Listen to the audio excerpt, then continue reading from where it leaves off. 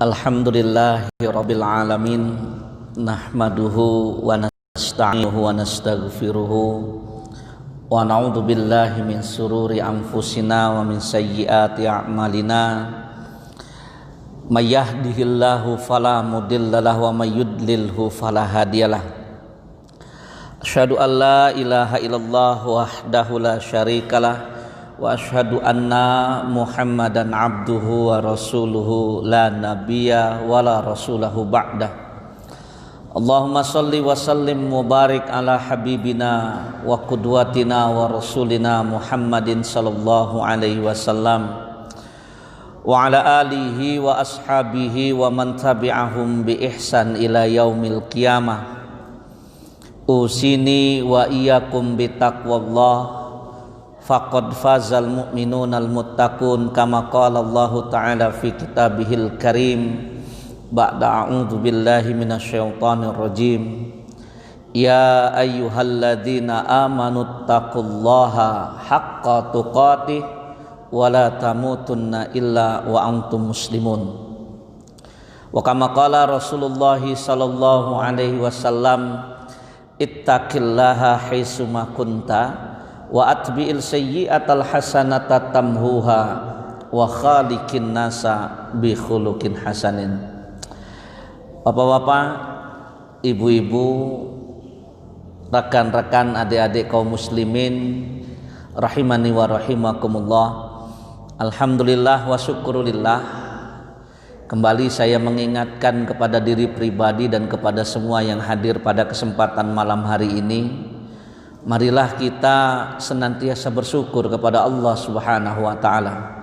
Kita bersyukur kepada Allah atas semua limpahan rahmat, atas semua karunia yang Allah hadirkan dalam kehidupan kita. Karunia yang tidak pernah berhenti mengalir di tengah-tengah kemaksiatan kita.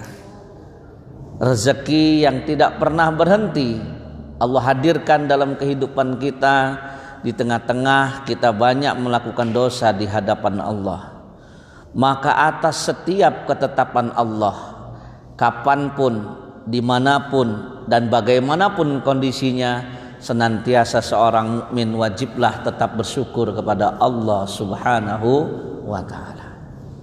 Demikian pula salawat serta salam semoga tidak menghilang dari lisan kita yang hina ini, senantiasa terucap kepada qudwatuna Nabiyuna Muhammad sallallahu alaihi wasallam, dan semoga salawat serta salam ini pula senantiasa terhaturkan kepada segenap keluarganya, kepada seluruh para sahabatnya, dan juga kepada semua para pengikutnya yang senantiasa istiqomah dengan keimanan sampai dengan yaumul qiyamah kelak. Amin ya rabbal alamin.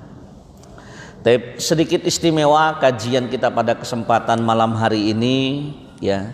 Sesungguhnya ya ini adalah kajian rutin, hanya saja karena hari ini bertepatan dengan tanggal 12 Rabiul Awal 1442 Hijriah, di mana hampir mayoritas mungkin bisa kita katakan kaum muslimin di Indonesia mereka memperingati hari Maulid Nabi Muhammad sallallahu alaihi wasallam. Maka izinkan saya untuk membacakan satu ayat, di mana ayat ini oleh beberapa para mufassir Al-Qur'anul Karim dijadikan sebagai sebuah ayat ujian. Dikatakan menjadi ayat ujian. Artinya umat Islam diuji dengan ayat ini. Tepatnya ada di surat Ali Imran ayat 31. Di ayat tersebut Allah Subhanahu wa taala berfirman, a'udzubillahi minasyaitonir rajim. Qul in kuntum tuhibbunallaha fattabi'uni yuhibbukumullah.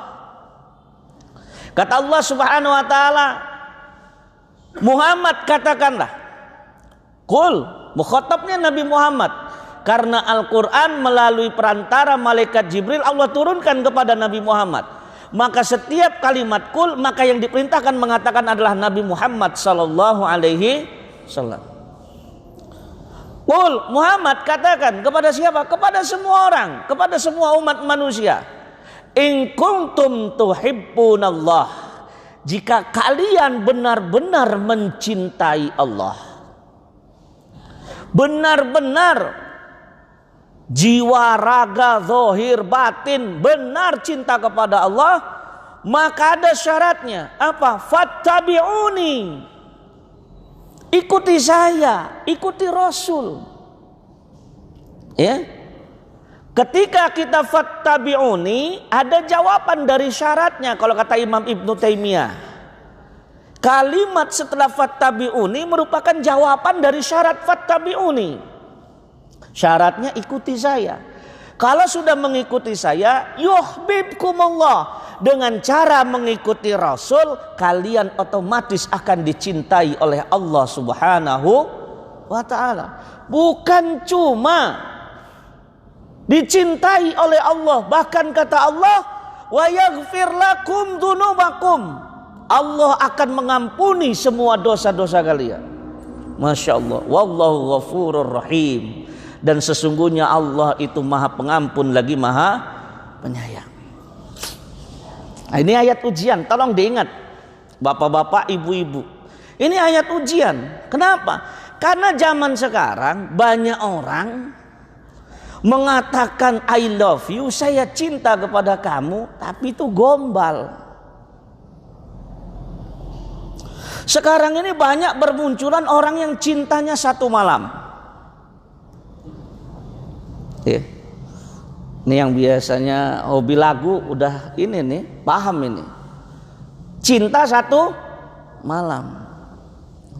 Padahal cinta yang benar itu enggak cuma satu malam. Cinta itu dari awal sampai selanjutnya.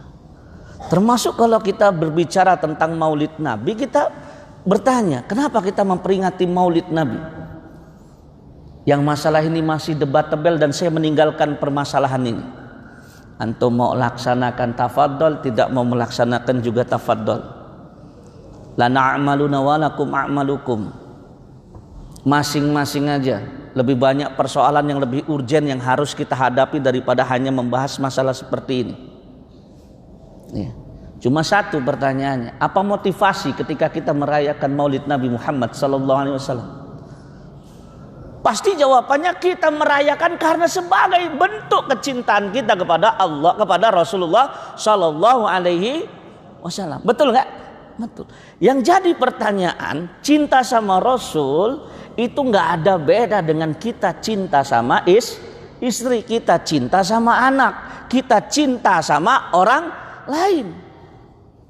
Wujud cintanya kita kepada istri kita buktikan dengan cara apa? Kita nafkahi dia. Kita keluar pagi, pulang sore, banting tulang, peras keringat, kepala jadi kaki, kaki jadi kepala. Buat siapa? Wujud cinta kita untuk keluarga kita. Betul nggak? Betul. Yang jadi permasalahan, wujud cintanya kita kepada Rasul apa? Itu yang jadi permasalahan. Saya ambil contoh Pak. Ya, walaupun kalau boleh saya terangkan, kita pada kalimat fattabi'uni, apa yang harus kita ikuti dari Nabi Muhammad SAW? Sumulia, semuanya Pak, meliputi semuanya. Keyakinannya Rasul kita ikuti, ibadahnya Rasul kita ikuti, termasuk kesehariannya Rasul kita ikuti Pak. Itu wujud rasa cintanya kita kepada Rasulullah SAW. Ya. Saya ambil contoh nih Pak, nggak usah yang jauh-jauh ya. Saya ambil contoh biar antum nanti nggak usah memperdebatkan. Yang bapak-bapak aja lah yang lihat, yang ibu-ibu nggak usah lihat, nanti takut tertarik. Coba lihat jenggot saya. Ini jenggot kan kalau dideketin kan, aduh masya Allah. Dibilang bagus ya kagak lah. Saya mah jujur aja, kalau habis mandi Pak basah, namanya jenggot jarang-jarang. Tapi bapak harus tahu bagaimana perjuangan saya dari tahun 90-an Pak menumbuhkan jenggot ini. Saya duduk di pondok sampai dinasihatin sama ustadz saya. Ardiansa, namanya numbuhin jenggot itu kan karunia dari Allah. Saya kan keturunan bapak saya, jangankan jenggot, bulu kaki aja nggak punya. Walaupun tinggi besar bapak saya, rambut gondrong, tapi jenggot nggak punya dia, Pak. Wallahualam bishawab. Bingung saya. Saya itu dari tahun 90-an sudah dengar peribahasa, laki-laki tanpa jenggot bagaikan singa tak bersurai. Maaf ini mah, Pak, maaf ini mah. Ya. Saking pengen seperti itunya saya, Pak. Tahun 90-an mungkin masih ada yang ingat. Beli minyak Firdaus saya, Pak. Minyak Firdaus itu saya campur dengan kettle yang saya ambil dari tanah, saya bunuh, saya minyakin, Pak. Minyaknya itu campurin dengan minyak Firdaus. Kalau mau tidur saya tempelin ke sini-sini. Saking pengennya itu. Cinta-cinta boleh Ardiansah kata Ustadz saya, tapi kalau nggak usah nemen-nemen amat, dikasih dipelihara, nggak dikasih Allah nggak juga membebankan kita. Jawaban saya apa? Nggak apa-apa Ustadz, ini ikhtiarnya saya bilang. Nggak enak amat kalau Ustadz nggak ada jenggotnya itu, waduh. Udah pakai jenggot aja banyak yang nggak bilang saya Ustadz, Pak. Ada jemaah saya itu, Pak, dengar ceramah saya, Pak, ya, itu dia udah biasa ketemu sama saya, Pak. Cuman kan saya kalau kemana-mana ya berpeci begini, Pak, ya. Salaman ketemu siapa namanya, Pak, Ardiansah. Dan dia pertama kali itu langsung ngomong katanya, wih ternyata orang itu bisa ceramah juga ya katanya. Udah pakai jenggot, Pak. Gimana lah kalau saya nggak pakai jenggot? Nama Ardiansah tanpa jenggot, nggak bisa pakai apa kemana-mana nggak pakai peci. Ya orang umum bener kan, Pak? Bener kan? Ya. Sudahlah terima saja ya. Ini jadi saya pengen cerita. Ini Pak, ini hasil numbuhinnya itu Pak. Ya sekarang ini nggak dicukur-cukur Pak. Rontok sendiri, rontok lah nggak apa-apa. Makanya kadang-kadang kalau ditarik sama anak saya ada yang panjangnya segini, ada yang segini, ada yang juga segini. Namanya juga nggak subur. Makanya saya kalau ngelihat apa bapak-bapak yang punya jenggot lebat gitu ya, masya Allah saya itu terpesona Pak. Apalagi saya pernah dengar Syekh Muhammad Shalih Al Utsaimin ketika beliau terkenal kanker usus Pak, sama Raja Pahat Pak, dibawa ke Washington Pak. Syekh Muhammad Shalih Al Utsaimin kan Hayatul Kibarul Ulama, ya ulamanya ulama lah ibaratnya kalau di Saudi. Di Washington dikumpulkan profesor, akhirnya diambil satu tindakan kemo. Karena yang mudik kemo ini adalah seorang ulama besar, profesornya ngomong, Syekh, kami akan menempuh pengobatan kemoterapi. Oh, tafadhol silahkan, kata Syekh Muhammad Shalih Al Utsaimin. Hanya saja Syekh, ini ada resikonya. Apa resikonya? Disebutkan, di antara beberapa resiko yang disebutkan adalah kalau itu dilakukan, itu bisa meruntuhkan semua bulu yang ada di tubuh, misalkan rambut, nanti bisa botak. Oh, nggak ada masalah, kata Syekh Muhammad Shalih Al Utsaimin, nggak jadi masalah. Ya.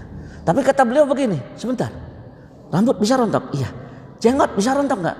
Bisa sih, bisa rontok. Oh, sudah, kalau itu stop pembicaraan. Tolong sambungkan teleponnya dengan Raja Pahat. Disambungkan sama Raja Pahat. Beliau punya permintaan. Tolong bawa pulang saya kembali ke Riyadh, obati saya dengan metode selain kemoterapi. Saya demi Allah takut menghadap Allah tanpa jenggot.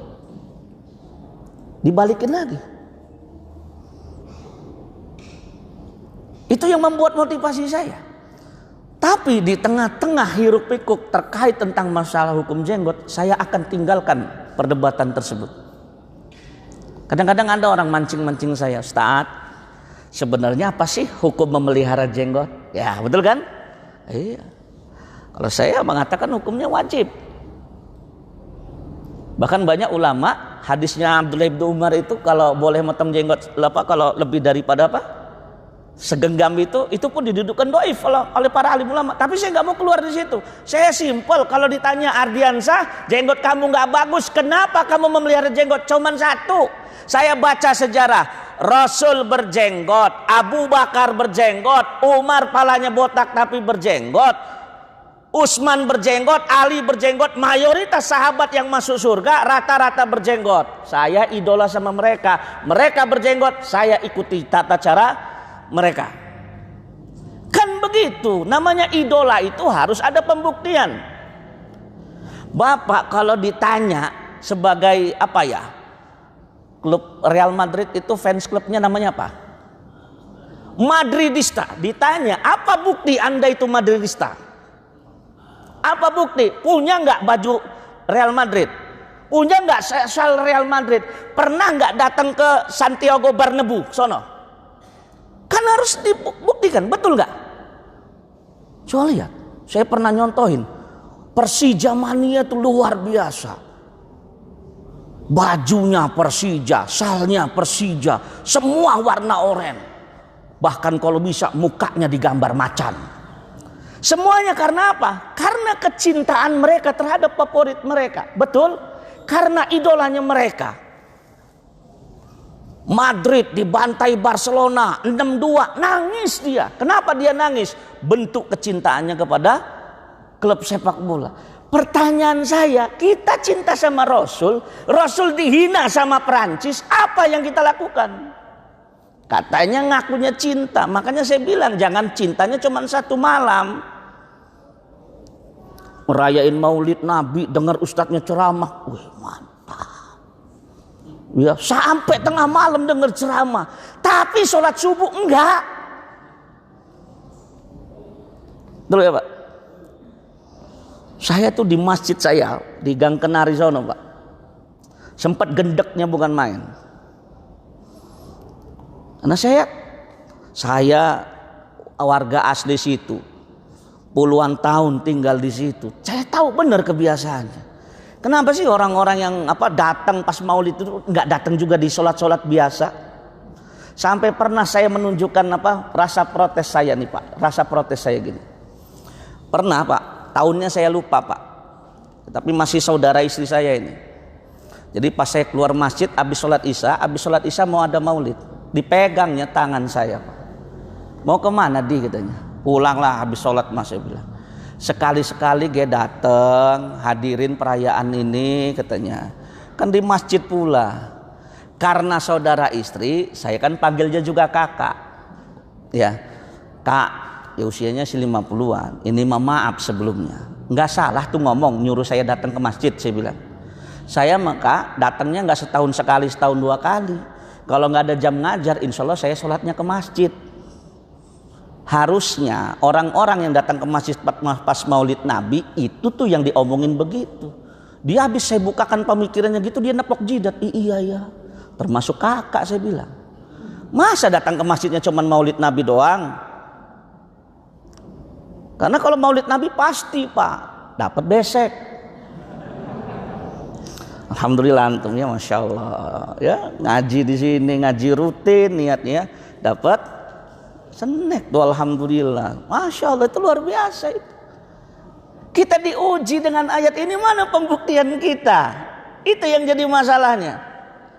Ya, coba kata cinta sama Rasul, ingat ya, mencintai Rasulullah akan mendatangkan kecintaan Allah. Kalau Allah sudah cinta sama kita, dosa-dosa yang kita lakukan di masa lampau akan diampuni oleh Allah. Permasalahannya cuma satu, mana bukti cinta kita kepada Rasulullah Sallallahu Alaihi Wasallam?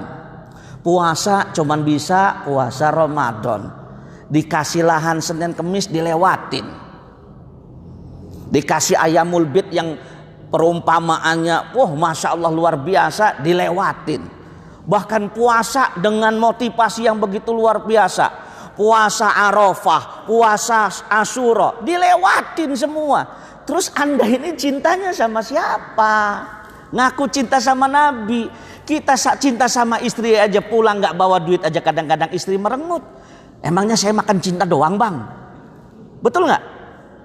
Betul. So simple. Jadi Anda jangan berbicara tentang masalah hukum. Saya bicara masalah jenggot gak mau Pak dipancing-pancing masalah urusan apakah hukumnya wajib. Enggak. Yang saya tahu Rasul berjenggot, maka saya mencoba menjenggot. Kan mencintai Rasul itu kan semuanya, akidahnya iya, ibadahnya iya, kalau perlu penampilan juga iya, silakan. Bukan saya nyuruh bapak ke Arab-Araban, enggak. Kalau qadarullah Nabi Muhammad itu lahir dari bangsa Arab, ya sami'na wa ata'na, mau apa kita? Ya. Kenapa kita saum sunnah? Kenapa kita tilawah Al-Quran? Wujud perintah ketaatan kita kepada Nabi Muhammad sallallahu alaihi wasallam. Makanya betul kata para ahli mufassir, surat Ali Imran ayat 31 itu sesungguhnya ayat yang menguji kita. Ya. Ayat yang menguji kita. Betulkah pengakuan kecintaan kita kepada Allah dan Rasulnya? Zaman sekarang nih Pak ya, ngaku cinta sama Rasul, Rasulnya A dianya B, Rasulnya B dianya A. Mau kasih contoh, ini bagus ini. Ya. Ada orang sambil dengar pengajian, makannya tangan kiri, Rasul makannya tangan kanan. Giliran dikasih tahu, ayolah sunnah inilah katanya. Coba bayangkan Pak seperti itu Pak. Nggak perlu berdebat. Kalau berdebat bisa aja kita ngasih semua dalil. Ya gulam kul samillah wa kul biyaminika wa kul bimma yalika. Wahai gulam, makanlah dengan menyebut nama Allah, makanlah dengan tangan kananmu, makanlah dengan makanan yang ada terdekat di hadapanmu. Rasulnya A, kitanya B. Nih. Tapi kalau kita bicara kita ini mencintai Nabi, ngototnya bukan main. Pak, ibu, rekan, adik semua, betul mencintai Nabi wujudnya salah satu adalah silakan Anda merayakan. Karena ustadznya nanti akan berbicara tentang masalah sejarah. Saya tadi sebenarnya dimintanya untuk menceritakan sejarah Nabi. Saya yakin antum hafal, walaupun habis hafal hilang lagi. Ini yang gak yakin saya Pak. Udah merayakan maulid puluhan tahun, kalau saya cek nama anak-anak Nabi hafal semua ini. Istri-istri Nabi hafal nggak Pak? Banyak nggak? Gimana mau poligami, istri-istri Nabi aja nggak hafal? Mau poligami, apa kalau ditanya alasannya apa? Sunnah Rasul. Ngerti bicara sunnah yang enak-enak aja. Sunnah malam Jumat, sunnah poligami. Itu yang diambil, sunnah yang lainnya enggak. Ya, cinta sama Rasul puluhan tahun dengar ceramah maulid Nabi, nama anak-anak Rasul, nama istri-istri Rasul banyak yang enggak hafal. Makanya saya menyajikan ceramah maulid ini versinya beda.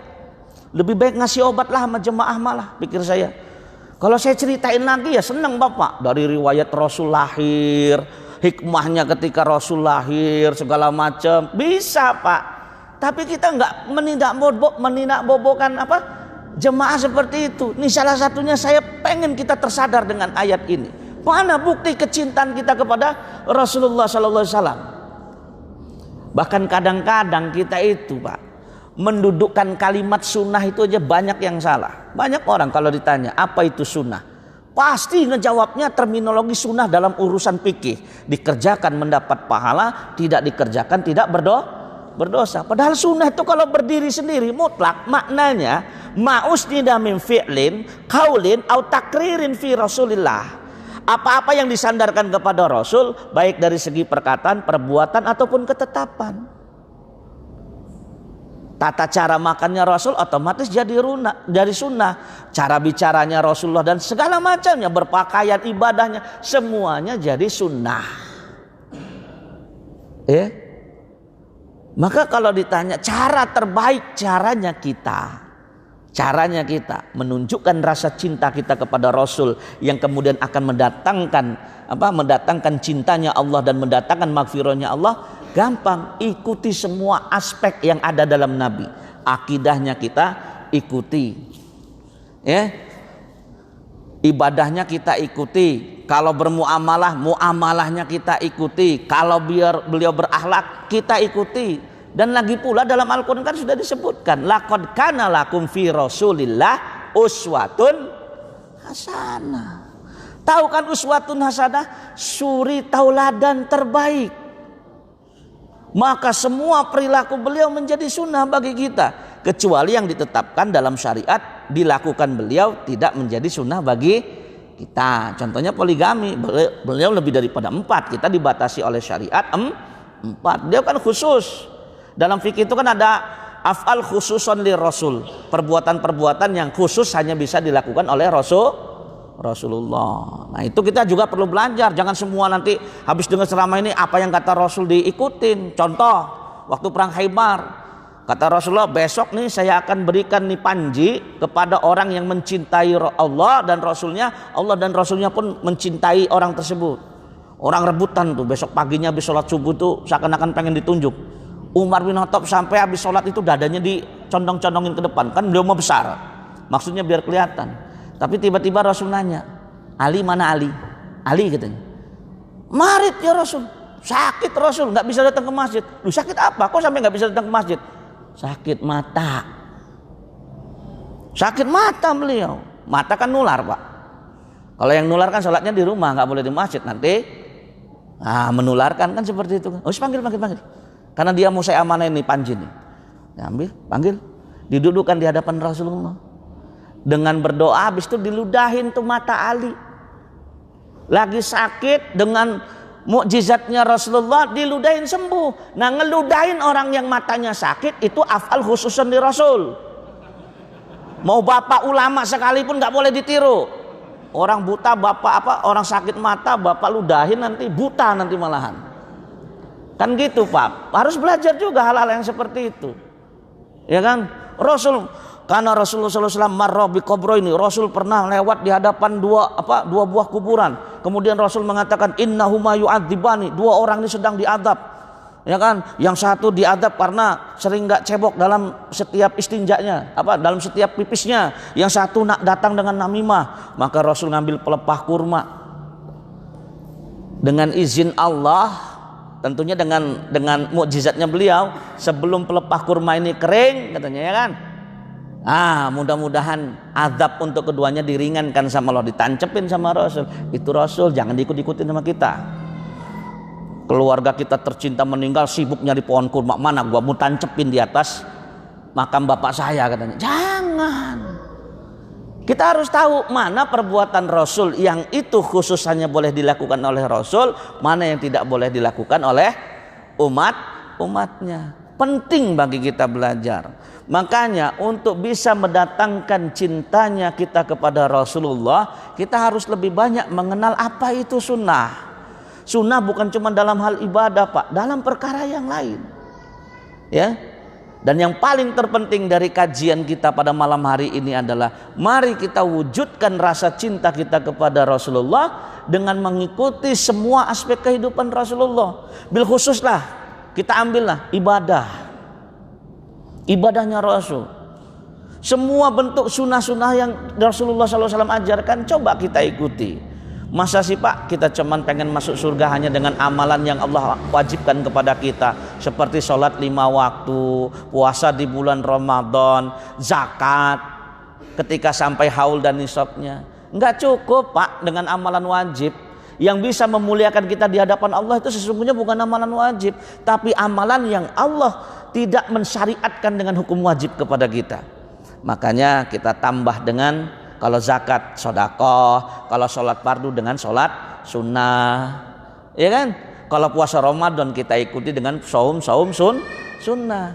Insya Allah pantaslah kalau orang sudah mengikuti sunnah Rasulullah Sallallahu Alaihi Wasallam, barulah mereka pantas mengaku saya ini pecinta mencintai Rasulullah Sallallahu Alaihi Wasallam. Karena tidak pantas kita mengaku cinta kepada Rasulullah Sallallahu Alaihi Wasallam, tapi tidak ada dalam diri Rasulullah yang kita tiru dalam kehidupan kita. Nggak ada gitu pak. Ya, semua aspek kehidupan kita. Ya, makanya saya kasih contoh tadi. Antum nggak usah bicara tentang masalah apa, masalah yang khilafiyah itu. Kayak masalah jenggot, simpel aja. Ya, nggak usah bicara tentang masalah hukum wajibnya memelihara jenggot. Kenapa? Nabi berjenggot, sudah saya jenggot, itu aja udah. Seperti itu. Ya. Karena kadang-kadang kita ini terjebak. Ya, kita terjebak. Dan satu lagi Pak, saya cuma mengingatkan, jangan terjebak dengan orang yang mengatakan itu bukan sunnah Nabi, itu kebiasaan orang Arab. Hati-hati Pak, itu kalimat syubhat. Jangan mendiskreditkan orang Arab Pak. Ya. Jangan mendiskreditkan orang Arab, ya. Walaupun dalam syariat tidak ada jaminan orang Arab itu masuk surga semua, nggak ada jaminan, Pak. Tapi kita perlu tahu Allah menurunkan wahyu di tanah Arab, nabi yang dia pilih orang Arab. Maka di situ ada keutamaan. Kadang-kadang saya pakai baju begini, oh kalau pakai baju gitu tinggal aja di Arab sono. Kadang-kadang begitu, Pak. Bingung saya. Ya kan? Apa salahnya sih dengan baju seperti ini?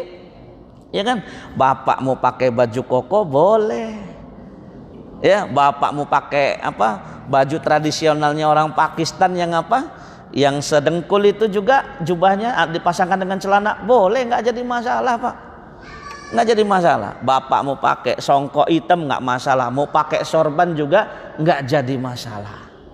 Tapi kalau kita memakai pakaian yang kita niatkan mengikuti sunnah Nabi, maka insya Allah dapat pahala dua. Pahala mengikuti sunnah Nabi dan pahala berhias. Gak usah diperdebatkan kalau seperti itu mah. Yang mau pakai, yang nggak mau juga nggak apa-apa. Karena kadang-kadang ada juga yang mendiskreditkan, sholat semuanya harus pakai baju koko. Nggak harus juga lah. Ya, penting bagi kita berlaku adil di sini. Taib, jadi itu inti kajian kita. Mudah-mudahan kita semua bisa memahaminya.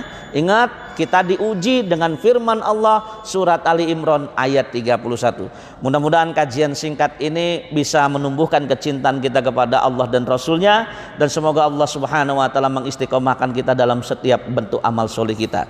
Barakallahu fikum, subhanaka Allahumma wa bihamdika asyhadu an la ilaha illa anta astaghfiruka wa atubu ilaik. Aqulu qouli hadza wa billahi taufiq wal hidayah. Assalamualaikum warahmatullahi wabarakatuh.